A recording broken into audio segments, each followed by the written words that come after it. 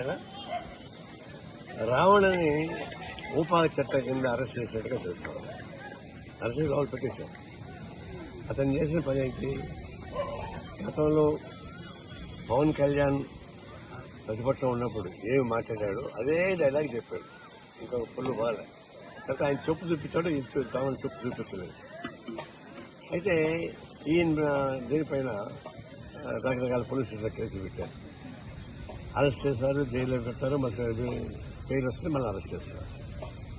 Police స్టేషన్లో ఉన్నటువంటి రావణ పైన జనసేన సైనికులు దాడి చేస్తారు. అంటే పోలీస్ దాడి చేయడం ఏంటి? అంటే పోలీస్ స్టేషన్లో వాళ్ళ టీడీపీ ఆఫీసా, జనసేన ఆఫీసా దాడి చేస్తారు. చివరికి ఊపా చట్టం కింద అరెస్ట్ చేస్తారు. ఇది మహారాష్ట్ర మొన్న మహారాష్ట్రలో జస్టిస్ మాధవ్ తీర్పిచ్చాడు. Modi down down, Amit Shah down down చెప్పిన దానికి వాళ్ళ పైన కేసులు పెట్టారు. కేసులు పెట్టి ఆయన అడిగింది ఏంటంటే డెమోక్రటిక్ కంట్రీలో నిరసన చేసే హక్కు ఉంది, మరి డౌన్ డౌన్ మొత్తం మీరు అరెస్ట్ చేస్తారా? అదే ఏదన్నా నియంత్రణ చెప్పేసి జస్టిస్ మాధవ్ డైరెక్ట్గా చెప్పాడు. అనేక చట్టాలు ఉన్నాయి కూడా. ఇప్పుడు ఇది విచిత్రం ఏంటంటే గత గవర్నమెంట్లో ఇప్పుడు ఈ గవర్నమెంట్లో శవాన్ని మాయం చేసి బూడిద కూడా తీస్తారు. ఎక్కడ పోతుంది ఇది?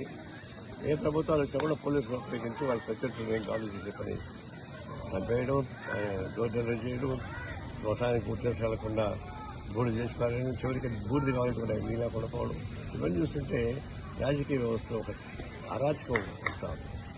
అరాచకం ప్రతిపక్షాలు చూస్తున్నారు, అధికార పక్షం నుంచి వస్తాం. అధికార పక్షం చూసేటువంటి అరాచకాన్ని ఎదుర్కోవడానికి ప్రజాస్వామ్యం పరోపక్షంగా వస్తుంది. నేను తీవ్రంగా ఖండిస్తున్నాను. ఇది మంచిది కాదు.